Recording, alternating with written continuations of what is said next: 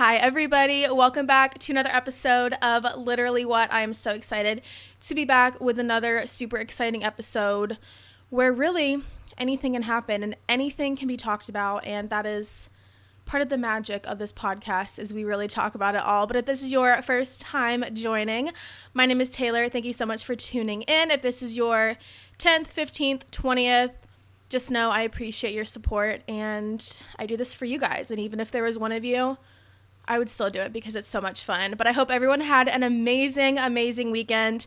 I had an amazing weekend. We have so much to get into and talk about. So without any further ado, let's go ahead and jump into some hot gossip, hot takes, stories, and advice that will have you saying literally what?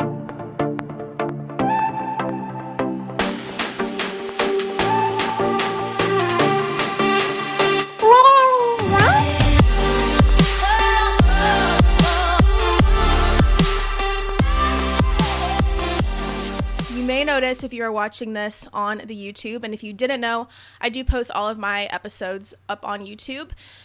We do have a different prop. We have a new updated item, and it is a book.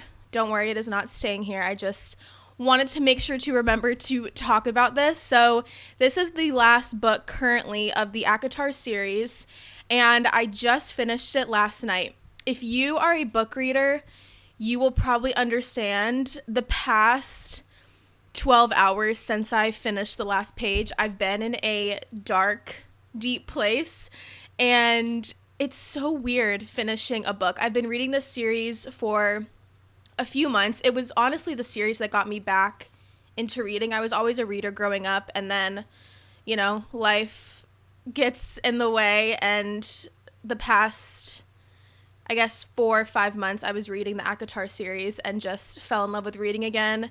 And finally finished this one, and I was like, I don't know what to do anymore. It's such a weird feeling, and, you know, all of my friends are giving me recommendations for what to read next, and, you know, it's like moving on from an ex. It's like, I don't want to move on from this series. Like, I want to stay and reread it and just, like, embrace it, but I have moved on to my next series. It is written by the same exact author, so I'm still in the same, like, atmosphere as this series was, because I think it's all in the same, like, multiverse. It's giving, like, Marvel, honestly, but I have moved on to the Throne of Glass series, and I was debating if I wanted to wait a couple days to process finishing this series to move on, but I did jump right into a new relationship, as it feels to me, and started reading a couple chapters last night, and it's not the same. I'm gonna give it a chance, but it's a weird feeling. So, A Court of Silver Flames. I will say, of the entire ACOTAR series, the last book was my absolute favorite book. It has my heart.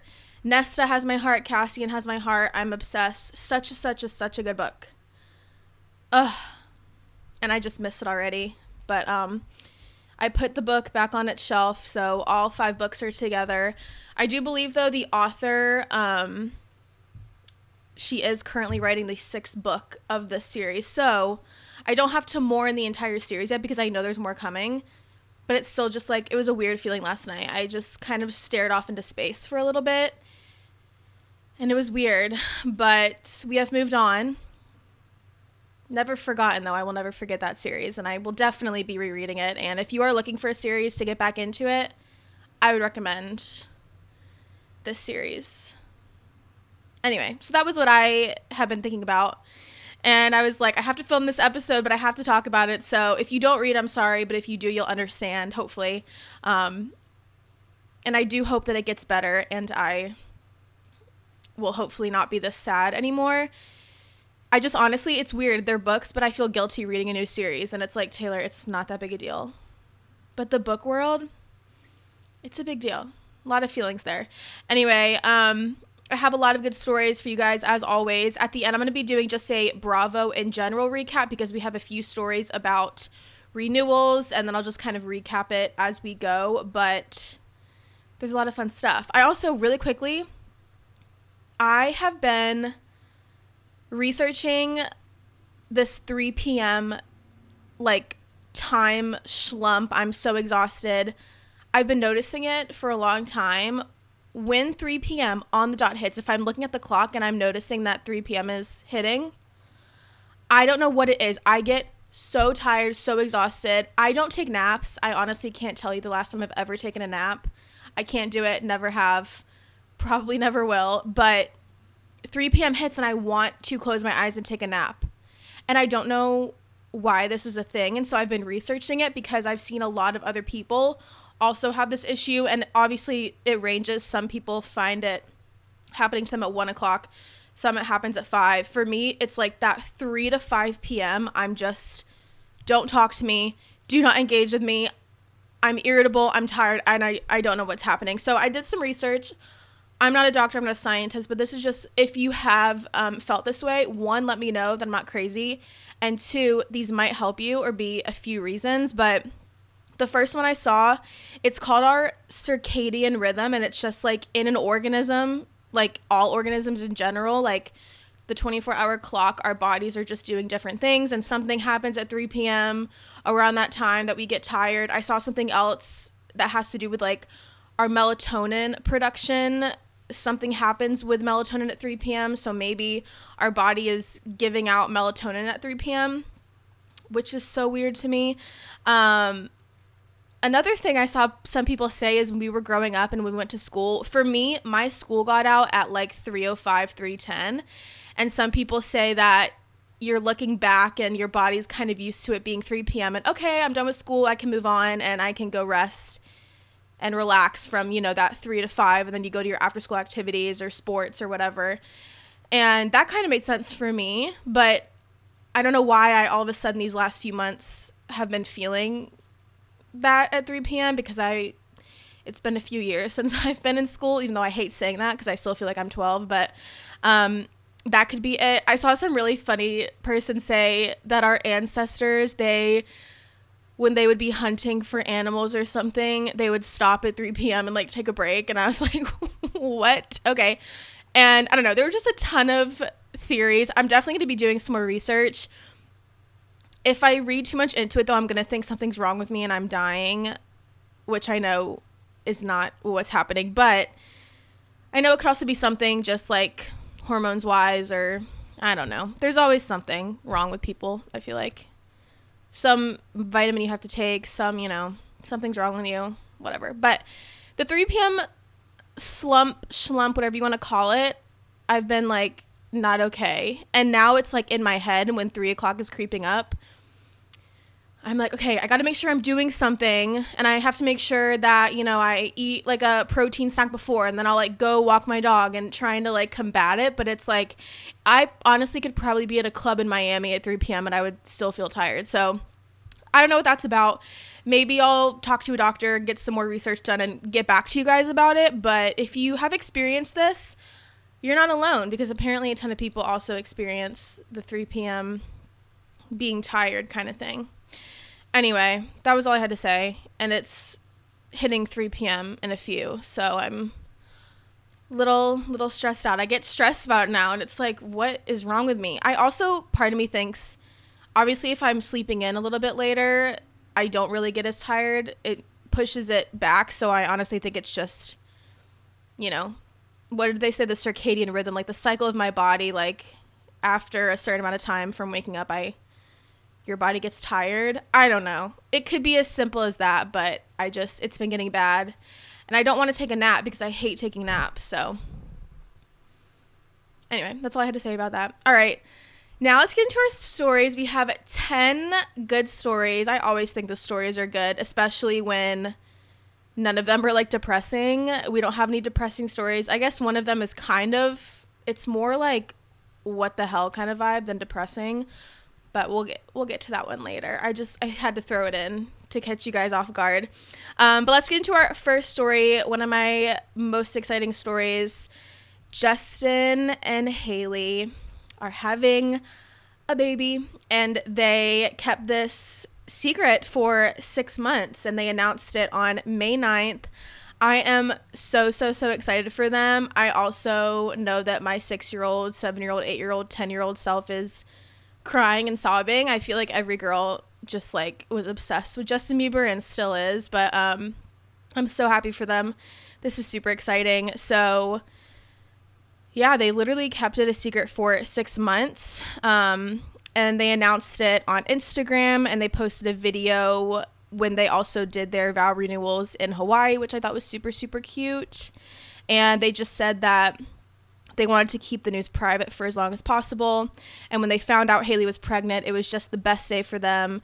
They've both been very emotional about it. They feel so blessed, and also have felt very protective of the baby from the moment they found out. And I can imagine, you know, being that famous and being pregnant, you obviously want to kind of keep that to yourself and just enjoy the excitement for a little bit, or as long as you can, until the whole world finds out. And everyone, of course, has opinions, and I'm just really excited for them, though. And their little photo shoot they did together, I was so obsessed. But they shared it with family and close friends early on, and then just stayed quiet, enjoyed it for as long as possible before they publicly confirmed it.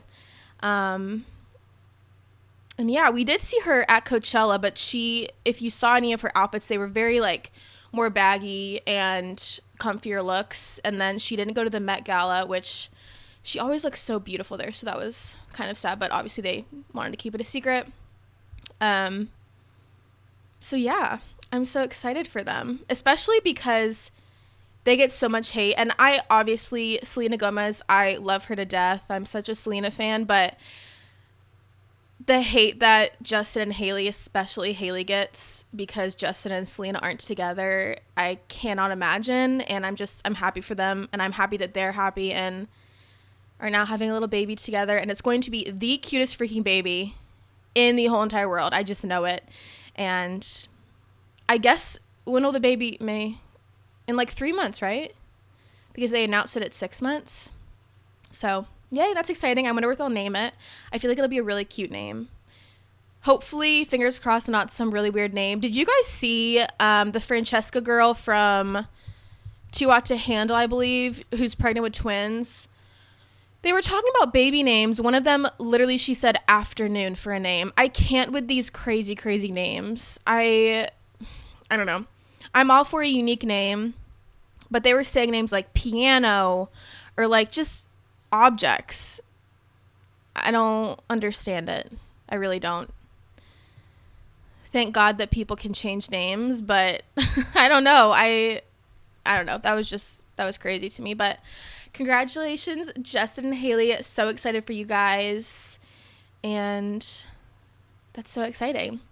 All right, our next story, Taylor Swift. She is back on tour with the Eras Tour, and she basically switched up a lot of it. So even though she had like 2 months off, I mean, I'm sure they were just practicing and rehearsing the whole entire time. She went to Paris for her first tour weekend back. I believe Paramore opened, and I love them, so I need to find some clips of them. But the most exciting thing is that she did add her new album as an era, and I have seen videos, and I honestly thought it was so cool because it was giving very much musical theater, like you're at a Broadway show. She did some acting. She had really cool props. I thought it was really, really, really cool to see. And we all know I'm not the world's biggest Swiftie. I do love Taylor Swift, but I'm not a huge, huge Swiftie. But seeing this new Tortured Poets Department set and just her performance, it was honestly really, really cool to watch. So this article started out saying, it's unknown whether this might be the beginning of an actual musical or a new version of her concert film, because it really did give off musical vibes. It was really cool to watch. So her Eras Tour picked back up in Paris on May 9th, her first show since the release of her latest album, The Tortured Poets Department. She added new songs to the mix, but in a significantly more epic way than many expected heading into this leg of the Eras Tour, and she referred to it as Female Rage, the musical. She definitely performed these songs a lot more full of rage, I feel like, than the songs are on her, just if you're listening on Spotify. And then she did rearrange some things. She took out some songs that some people were upset about, but she obviously had to make room for this new era. And I know she has a lot of new outfits, so it looked really, really cool. And if you haven't seen some clips, even if you're not a Taylor Swift fan, it's honestly really, really cool to watch and see like how they put it all together. And then she said, I'm so thankful that it was you, Paris, that we got to show this to for the first time. I'm so fired up to play this for every crowd on the tour. See you very soon. Now, a lot of people are speculating. I mean, Winter Swifty's not speculating, but just people in general that they think she's going to be on tour, the Eras Tour, for a long, long time. And they were kind of comparing it to how I think Harry Styles was on tour for like 4 years. But I could see her honestly doing this Eras Tour for like a few years and then just kind of like retiring. Especially because her favorite number is 13. I don't know how many. I think this was her 11th album. Please do not come for me if I'm getting any of this wrong. But if this is her 11th album, I do believe that I can see her putting out 13 albums, you know, doing her Eras Tour, finishing it out, and then retiring and living it happily ever after. But she's honestly all over the place, so who knows. But yeah. There you go, the Eras Tour. She's going to be in Miami in October. I remember a long, long, long time ago, I put in something to try and get tickets, which of course was impossible. I think that's also part of the reason I get so frustrated with the whole Eras Tour situation, because tickets used to be so cheap and I had the opportunity to go and just like didn't, and I should have, because now they're like thousands of dollars and she's going to be in Miami and like it's impossible. So whatever, I'm over it. But anyway, our next story, this is the funny one, kind of like crazy one, but I had to bring it back. And some of you, if you're younger, you might not remember this, but do you guys remember that picture of the dress that people were like, it was made into a meme. It was the black and blue dress that people were like arguing over what color they thought it was. So anyway, a Scottish man who was linked to this black and blue dress that took the internet by storm pleaded guilty in court to attacking his wife in March of 2022. Yeah, I saw this and I'm like, you're kidding. So his name is Keir Johnston, and then his wife, Grace, they shot to fame back in 2015 over the dress that Grace's mother wore to attend their wedding. A photo of the black and blue dress made it look white and gold to many viewers. I still don't think that is true. The image went massively viral after it was posted online, and people all around the world were arguing over the color. The couple even made it on the Ellen DeGeneres show. It was a whole thing. And if you don't say blue and black, what? Please let me know how you don't see blue and black. Anyway, I'm not going to spark this debate up again, but the partnership took a dark turn because he was accused of a number of instances of domestic violence against his wife that took place over the course of 11 years. And then ultimately the incident in 2022 caused her to fear for her life. And then he pleaded guilty.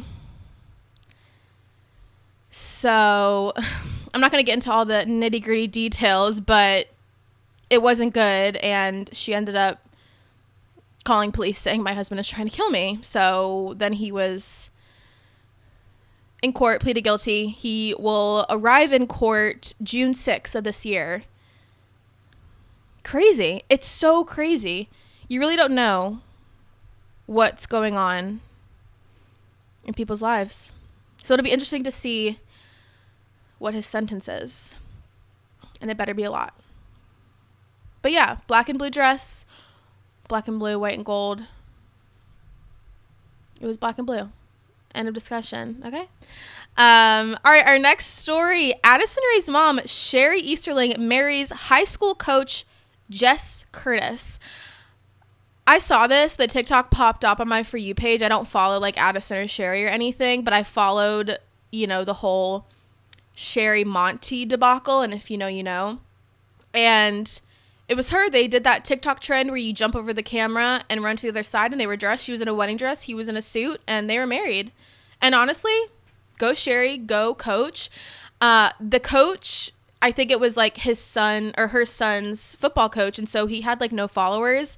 And he posted a video of SHERI, and all of like the kids that he coached were under like, no way, like go coach, like all of this stuff. I just think Addison Rae's mom is very interesting, especially when she was with Young Gravy. Do you guys remember that too? The internet is such a weird place.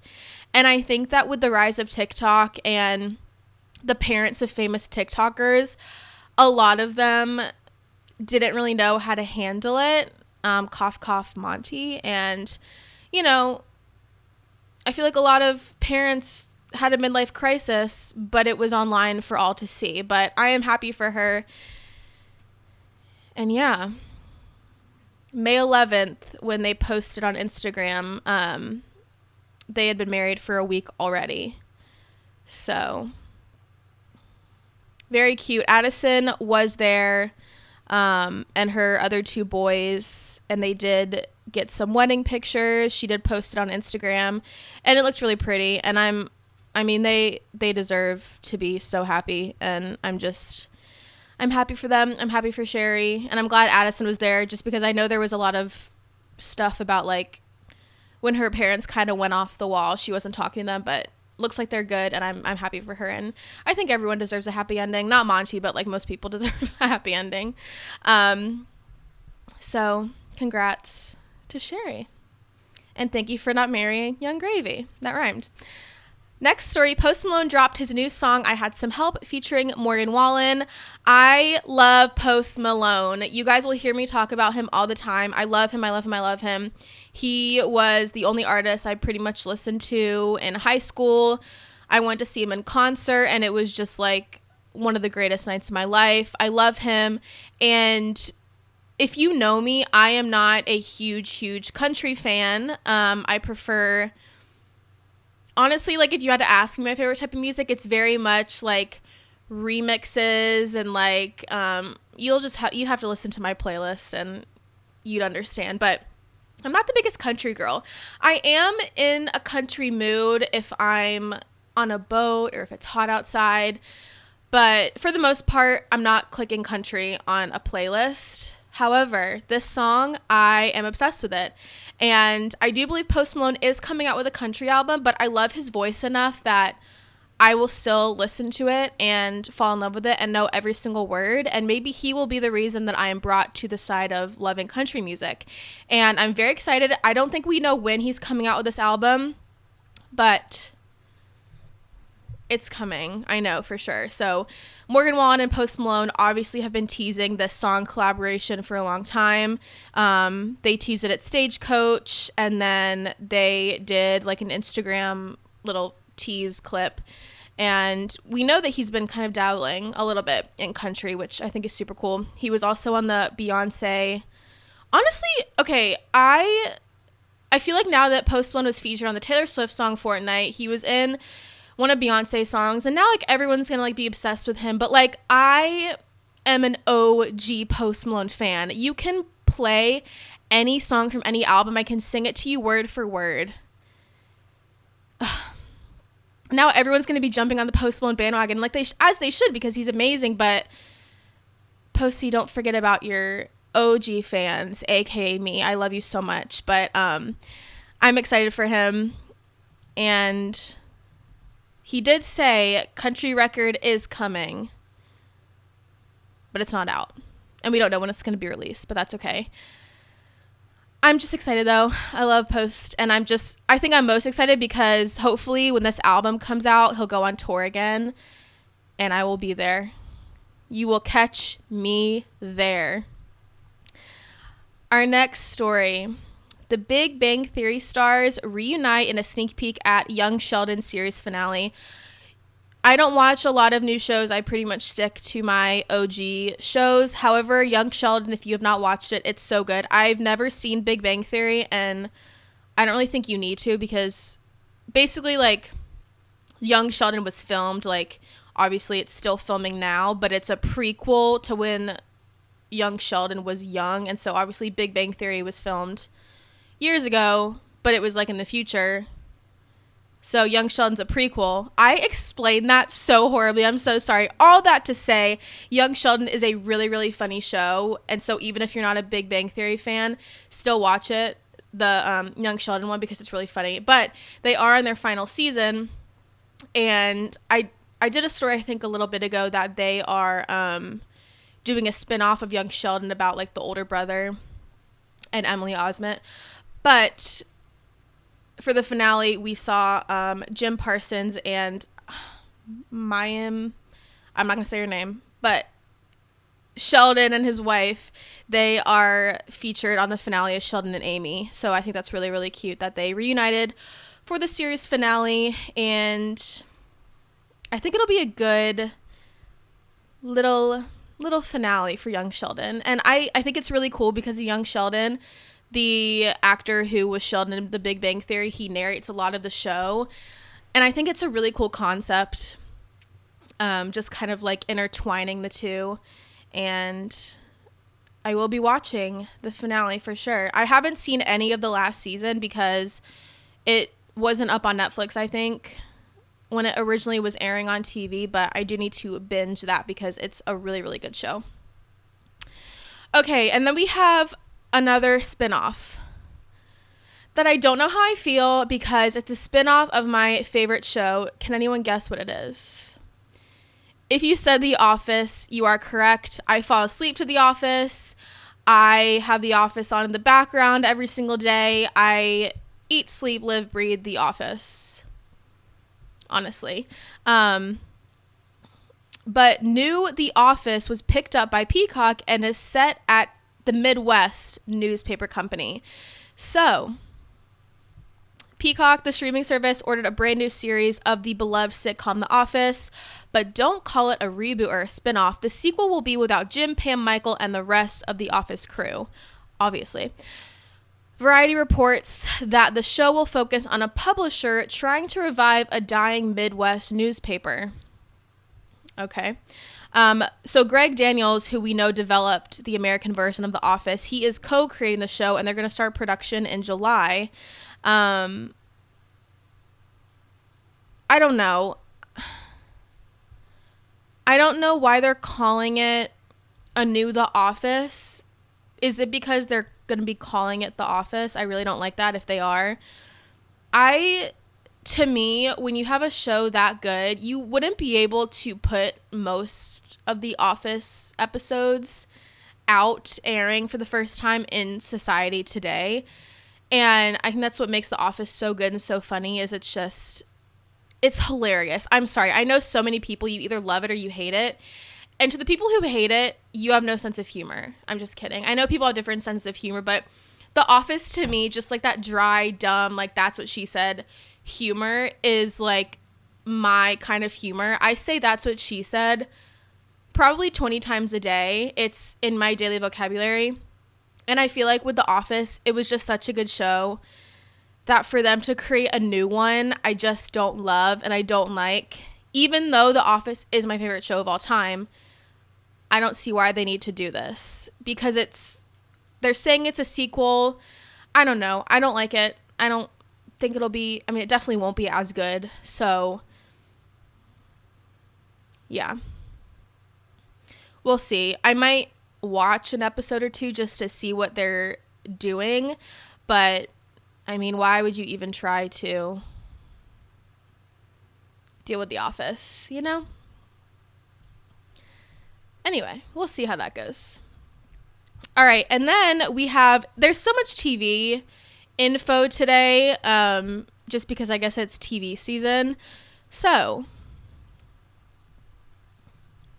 if you have been listening to this podcast for a long time, you guys will remember that I recap Dancing with the Stars. It's one of my favorite shows that I still watch. I don't really watch, I feel like when you grew up, American Idol, The Voice, Dancing with the Stars, we would watch all of that kind of growing up, and now I pretty much just watch Dancing with the Stars, and we recapped it all. If you listen to those episodes, you are a true OG. Love you so much. But Dancing with the Stars was renewed. I don't really think we ever thought it wouldn't be renewed. I just know we haven't heard a lot of news, but I'm really, really excited for this season because I think they're going to get a lot of really good people.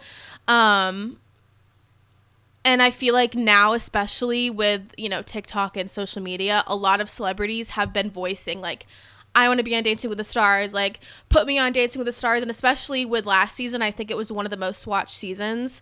And I'm really excited for this season because they're obviously going to try to top last season. I think they're going to try to get a lot of good people on the show. So ABC has renewed Dancing with the Stars. And I believe we will get the casting announcements in, I want to say September, because they announced it on Good Morning America. Now, one thing I didn't know is when a celebrity finds out that they are going to be on Dancing with the Stars, they are not allowed to tell anybody. Like, if they tell people and it gets out, I think it's like a breach of their contract. And when Ariana from Vanderpump Rules was on Dancing with the Stars, one of the storylines is like, you know, her coworkers and Sheena were like, I can't believe you didn't tell me, blah, blah, blah. Anyway, but she was like, I literally couldn't tell anyone because I would have gotten in trouble. So I wonder if people know that they're on it right now and they have to wait until the announcement, because that would be so exciting. That would honestly, if I could be on any TV show, it would be Dancing with the Stars, because why wouldn't you want to be dancing with like a pro in like cool costumes? And I don't know. I think it'd be a really fun show to be on. But I'm really, really excited. I will definitely, of course, whenever they announce the cast, we'll be doing a whole deep dive, whole recap, because I think I started the podcast after it was announced or something like that. I don't remember, but we will be doing Dancing with the Stars recaps. That will be back. So exciting. And that leads us into our next couple of stories, which are all Bravo related. And even if you're not a Bravo fan, you should be, at least with the shows I talk about, because they are getting really, really, really good. So along with our TV show renewals, we have 2 Bravo shows that have been renewed, and that is Summer House and The Valley, which is that show that I've been recapping. And I am so excited. Summer House is a really good show. It's basically these group of friends. They have a house, a really big ass house that they go visit on the weekends during the summer, and it's just a reality TV show. There's cameras everywhere, and it just like is them at the house over the weekend. There's drama, and it's just really interesting and fun to watch. But this, for me, is the best season. I started binging it from season 1, and this, in my opinion, is the best season ever, especially because the couple that just got engaged this season, in real life, they're not together and broke off the engagement, and so now we're seeing it all play out, and it's really, really, really good. But Summer House was renewed for its 9th season following its highly successful season 8. And so that is thanks to Carl and Lindsay, who they were engaged, broke it off. And basically the source said that if it weren't for their engagement blowing up, they don't think it would have reached this level of success. But it apparently, you know, we love a good scandal. We loved the whole Sandoval thing. And so I think that the past few seasons of Summer House were kind of boring, and now we have this engagement break off that's kind of bringing viewers in. And yeah, I think this was the most watched season of Summer House, so I would recommend watching it. It's a really, really, really good show. It makes me want to rent a summer house and have hidden cameras with my friends, because that would make for great TV.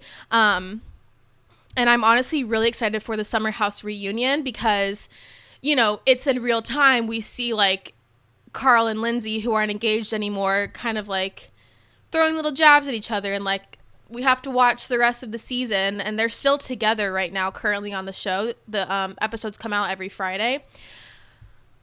But to me, I'm on Lindsay's side. Even though Lindsay's a little crazy, Carl, I think if you're watching the show, I think he planted seeds throughout the show to then break it off on TV and have him not look like a bad guy and kind of show like, well, Lindsay's did this and this and this. I think it was very planned out, and I feel bad for Lindsay, honestly, because they were best friends, and then they finally started dating, and then they broke off the engagement, and now it's like, are they still going to be going to the summer house in season 9? Like, we don't know. But anyway, and then of course The Valley is renewed for a season 2, which will be very, very interesting, because literally like 2 of the 4 couples are not married or together anymore, so I don't really know what's gonna go on with that. I'm very intrigued to see what goes on, and it'll be interesting because I believe this goes hands in hand with our next story. So the Vanderpump Rules finale aired, and a lot of people thought that it is the end of Vanderpump Rules forever, because at the end of the show, they did a whole montage of the cast from like their first sit-down interview to now, and it seemed very much like an ending. And we know the whole Scandoval thing. Ariana does not want to talk to Tom Sandoval, and you can definitely tell production wanted her and Tom to have a conversation before the season ended. Ariana walked away, they broke the fourth wall, and she basically left. And you could tell that this was definitely planned for Tom to somehow talk to Ariana. And then the whole cast just basically got onto Ariana. Lala was pissed off, Tom was mad, Sheena was mad, everyone was mad because Ariana didn't want to talk to Tom. First of all, Ariana set boundaries. She does not have to break those boundaries. 2, everyone's saying that like Ariana's getting paid to be on the show and isn't giving us anything. She literally had her whole life blow up. She did have a sit-down talk with Tom, which these people clearly have no memories and don't remember that. She did talk to Tom on TV.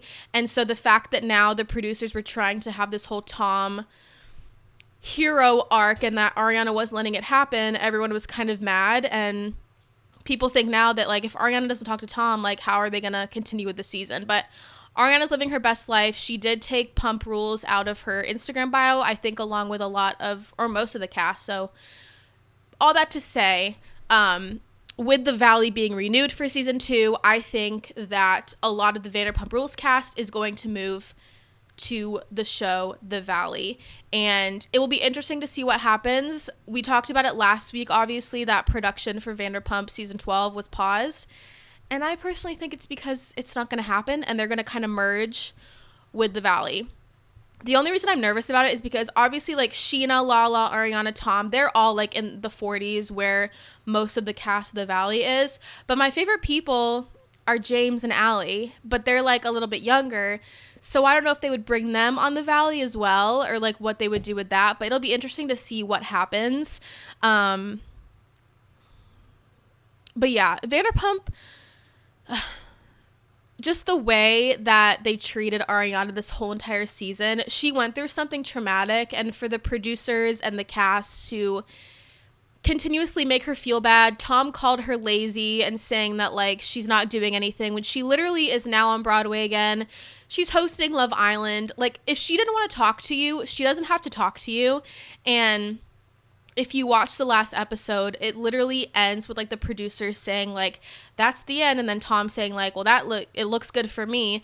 And I think he definitely was putting on a facade. And, you know, he made it seem on the show like he's always trying to talk to Ariana, but she won't talk to him. And, like, they're on a show together, but Ariana was like, when we aren't filming, he never tried to talk to me. He never did this. He's just doing this because he's on TV. And I respect her. I love her. She has her boundaries. She's sticking to them.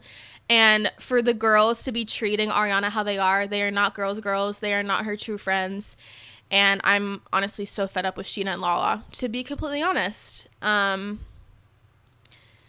I also love when reality stars break the fourth wall. And if you don't know what breaking the fourth wall is, it's basically like when a cast member is talking to a producer, or like when the camera goes and you see the whole filming crew, and it kind of breaks the fourth wall of the show. And they did that in Summer House a couple episodes ago, where basically they were asking Carl, like, if this wasn't all filmed, like, blah, blah, blah, blah kind of thing. And then, you know, for the last episode of Vanderpump, you see Ariana storming off to the producers being like, why are y'all trying to get Tom to talk to me? Like, whole thing. And then everyone blowing up at Ariana and the producers freaking out, and then the show ending. But it's interesting when the fourth wall is broken and you realize, like, the show that you're watching with everyone fighting, like, yes, they are in a show and they are under contract, but this is real life that they are being filmed on. And, you know, it's just interesting. It makes you really think